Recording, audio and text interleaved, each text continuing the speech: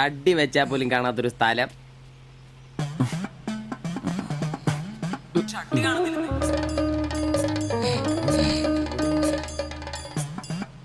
എടാ എടാ നീ എന്റെ ഷഡ്ഡി ഇടണ്ട കാണിച്ചേ ഒന്നും ഇട്ടിട്ടില്ല. എടാ എന്റെ ഷഡ്ഡി കാണുന്നില്ലെന്ന് എന്റെ ഷഡ്ഡി ആ ഒരു ദിവസം ഷഡ്ഡി ഇട്ടില്ല എന്ന് പറഞ്ഞ് പോലീസ് ഒന്നും പിടിക്കല്ലോ.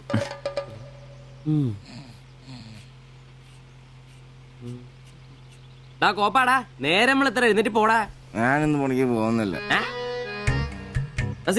എടാ നേരം വെളുത്തറ നിനക്കൊന്നും പണിക്കും ചരക്കും പോകാനില്ലേ? എനിക്കിന്ന് പണിയില്ല. പണിയില്ലെന്ന് എടാ രാത്രി കള്ളു കുടിച്ചെന്ന് പറഞ്ഞ് കുത്തി കിടക്കാതെ ഏറ്റി പണിക്ക് വന്ന് നോക്കടാ. എന്റെ സെബാസ്റ്റ്യൻ പുണ്യാളാ കറികളുടെ കിടപ്പ് കണ്ടിട്ട് കൊതിയായിട്ട് പാടില്ല. എന്നെ കൊണ്ട് പണിയെടുപ്പിച്ച് തിന്നാൻ ഒരുത്തനും വിചാരിക്കണം മര്യാദ എന്റെ പണിക്ക് വന്ന് നോക്കൂ. രാവിലെ തന്നെ ഒച്ചെടുക്കലടാ ഊളെ. പിന്നെ ഞാൻ മാത്രം എന്തിനാ പണിക്ക് പോകുന്നത്? അല്ലെങ്കിലും ഇന്ന് ഞാൻ പോയില്ലെങ്കിൽ എന്റെ ശില്പമോളാരെ ടൗണിൽ കൊണ്ടുപോയിടും. ഈ ആംബ്രോസേട്ടനെ കണ്ടില്ലെങ്കിൽ അവക്ക് ചിലപ്പോ വിഷമായാലോ. മോളാണ് എന്റെ ഊർജം. ഇല്ല ചേട്ടൻ മടി പിടിച്ചിരിക്കില്ല. മോളെ കാണാൻ ദേ വരുന്നു.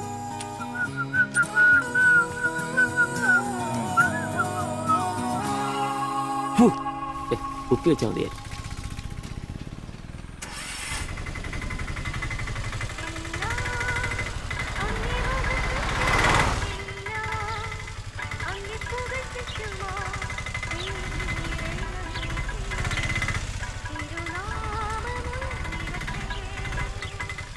വക്രത നിറഞ്ഞ പാപലോകത്തിൽ നീ വിളിച്ചു വേദിരിച്ച നിഞ്ചനം നിന്റെ പൊന്നു നാമം മുഖത്തിനായി ദിനം ശോഭിപ്പാൻ കൃപ നൽകണമേ.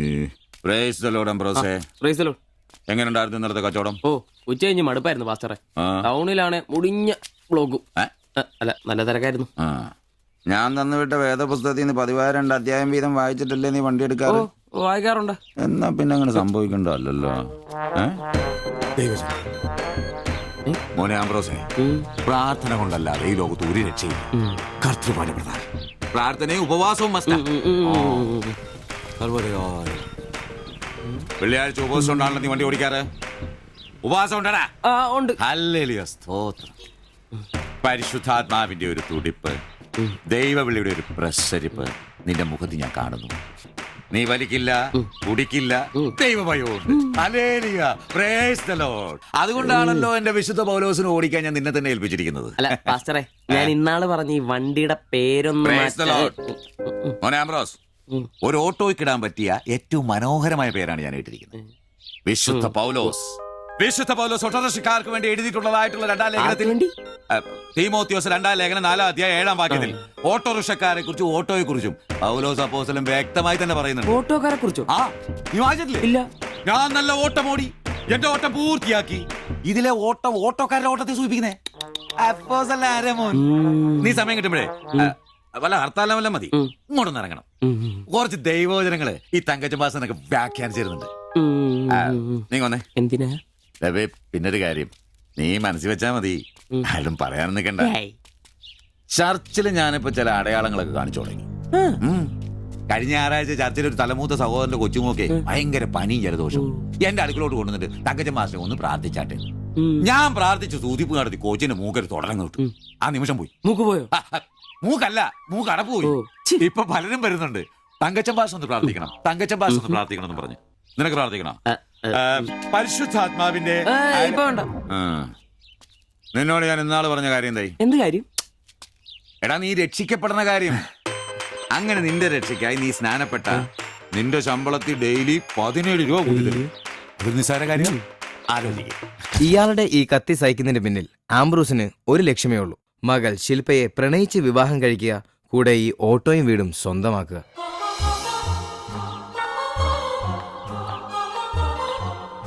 മോളെ നീക്കൊന്ന് പ്രാർത്ഥിച്ചിട്ട് പോവാം. പരിശുദ്ധാത്മാ. എന്തോ? കഴിക്കാനുള്ള മരുന്നും ഭക്ഷണവും ഒക്കെ മേശപ്പുറത്ത് വെച്ചിട്ടുണ്ട്, കൃത്യമായി കഴിച്ചോളണം. പിന്നെ ആത്മാക്കൾ വിളിക്കാൻ പോണെന്നുണ്ടെങ്കിൽ ഉച്ച കഴിഞ്ഞ് വെയിലൊക്കെ ആറിയിട്ട് പോയാൽ മതി.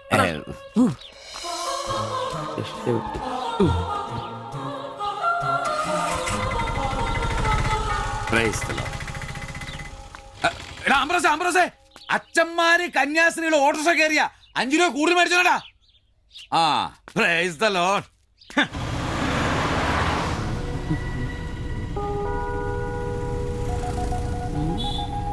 വയ്യ. ആ, അറേ.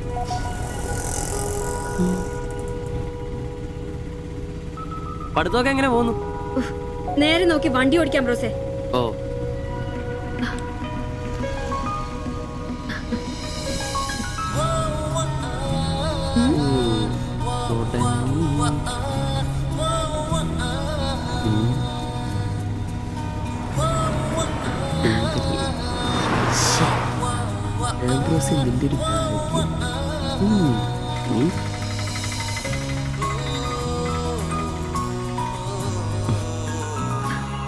വൈകിട്ട് എന്നെ ചുമ്മാ നോക്കി നിർത്തിയേക്കരുത്. ഏയ്. സമയം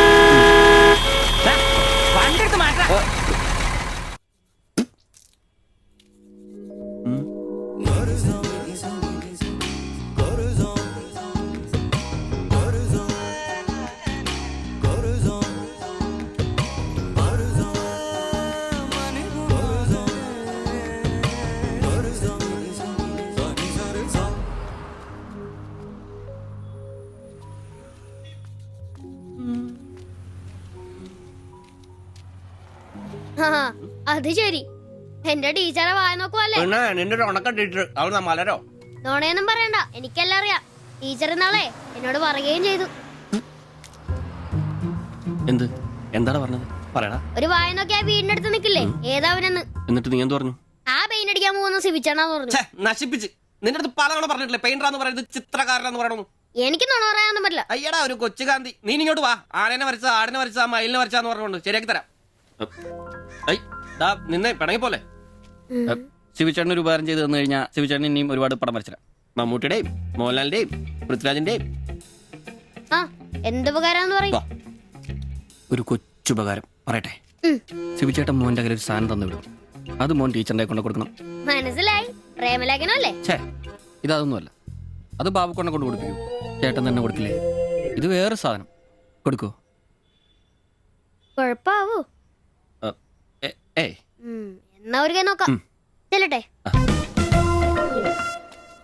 എന്നതാടാ രാവിലെ തന്നെ കറങ്ങി നടക്കുന്നേ? പഠിക്കാനൊന്നുമില്ലേ? ഞാൻ നമ്പീശാച്ചാന് സോപ്പ് എടുക്കാൻ പോയതാ. ആ, പോയിരുന്നു പഠിക്കേ. നിങ്ങളുടെ മകനല്ലേ? അവനും തുടങ്ങി പൊതുപ്രവർത്തനം. ഓ, സൂര്യൻ ഉച്ചയിലെത്തിയല്ലോ. പല്ലി വെളിപ്പേരൊന്നും കഴിഞ്ഞില്ലേ? അവന്മാരൊക്കെ എന്തിയേ? ഇന്നലെ രാത്രി നല്ല പൂസായിരുന്നല്ലേ? ചെറുതായിട്ട്. പിന്നെ എനിക്ക് പണിയൊന്നുമില്ല. പുതിയ സൈറ്റ് ആവണം. ആ, എന്നാ ഉച്ച കഴിഞ്ഞ പാർട്ടി ഓഫീസിൽ വാ. 2-3 ബോർഡുകൾ എഴുതാനുണ്ട്. സ്ഥിരം എഴുതുന്നവന് ഡെങ്കിപ്പനിയാ. പകരക്കാരനവൻ എന്റെ പട്ടി വരും. വലിയ നേതാവാ. സ്വന്തം വീട്ടിൽ വാടകയ്ക്ക് താമസിക്കുന്നവർക്ക് ഒരു ഉപകാരമില്ല. പണിയല്ല ആമ്പിളേർക്ക്. നീ ചൂടാവല്ലേ. പണ്ടത്തെ പോലെ പിരിവത്ര കാര്യക്ഷമമല്ല. കാശ് ഞാൻ കൈന്നെടുത്ത് തരേണ്ടി വരും. മുടിഞ്ഞ പണിക്കൂലിയല്ലേ? 4 സൈഡിൽ നിന്ന് വരുമാനമല്ലേ? കൈനോടത്ത് മുടക്കൂ. എന്ത് വരുമാനം? ആകെ ഉള്ളത് 2 വാടക വീടാ. അതിന്ന് എന്താ കിട്ടുന്നെന്ന് എനിക്കറിയാലോ. ഒന്നിന് വാടകയില്ല. പിന്നെ നീയൊക്കെ തരുന്നതിന്റെ കണക്ക് ഞാൻ പറയണ്ടല്ലോ. അതെ, ഇതെടുക്കാതെയാണോ നിങ്ങൾ പോയത്? ഇങ്ങനെ ഓർമ്മയില്ലാത്തൊരു മനുഷ്യൻ. ഞാനതങ്ങ് മറന്നു.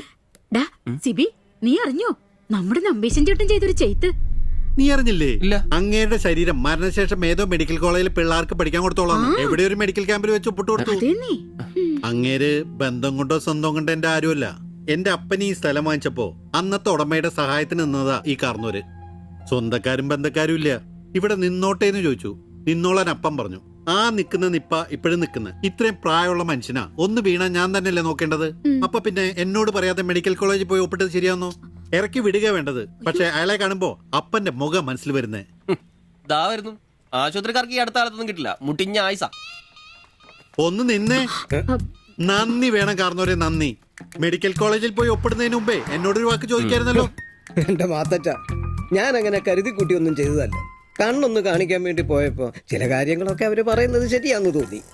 ഇതിപ്പോ മേലാതാകുമ്പോ അവര് വന്നങ്ങ് കൊണ്ടുപോയിക്കൊള്ളൂന്നേ. നിങ്ങൾക്കും ബുദ്ധിമുട്ടില്ല. എന്നാ ഇത്രയും കാലം നോക്കിയിട്ട് ചെലവിങ് തന്നേരെ. എടി ലിസി, ഇനി ഇവിടെ നിന്ന് ശരിയാകില്ല. സിബി, ഓഫീസിലേക്ക് ഒന്ന് വന്നേരെ. കൊറേ നേരം ആയല്ലോടാ ചോദിച്ചോണ്ട് നിൽക്കുന്നത്. പെങ്കൊച്ചങ്ങ് പോയില്ലോടാ. ഏത് പെണ്ണ്? ഏത്? അറിയത്തില്ലല്ലേ? ഡൽഹിയല്ലേ പോ. എങ്ങനെ ഗുണം പിടിക്കുവാ? കഴിക്കാൻ എന്നാ വേണ്ടേ? 2 പൊറോട്ട. കറി കറി കറിയാ? എന്ത് കറിയുള്ളേ? ഇറച്ചിക്കറി ഉണ്ട്. ഇറച്ചിക്കറി ഉണ്ടോ? ഫ്രൈ റോസ്റ്റാ? ഫ്രൈ ഉണ്ട്, റോസ്റ്റും ഉണ്ട്. ഫ്രൈയും റോസ്റ്റും രണ്ടും ഉണ്ട്. വേറെ ഒന്നുമില്ലല്ലേ? മുട്ടക്കറി ഉണ്ടാ? മുട്ടക്കറി ഉണ്ട്. എനിക്ക് എന്ത് ഇഷ്ടം അറിയാം. ആ മുട്ട ചാറ് ഇത്ര ഒഴിച്ചത്. 2 പൊറോട്ട, ചാറ്, എടാ ഒരു ദിവസമെങ്കിലും കാശ് കൊടുത്ത് കറി മേടിക്കടാ. നിനക്ക് വേണമെങ്കിൽ ഞാൻ സാമ്പാർ തരാം. വേണോ വേണ്ടോ? മതി എനിക്കത് മതി.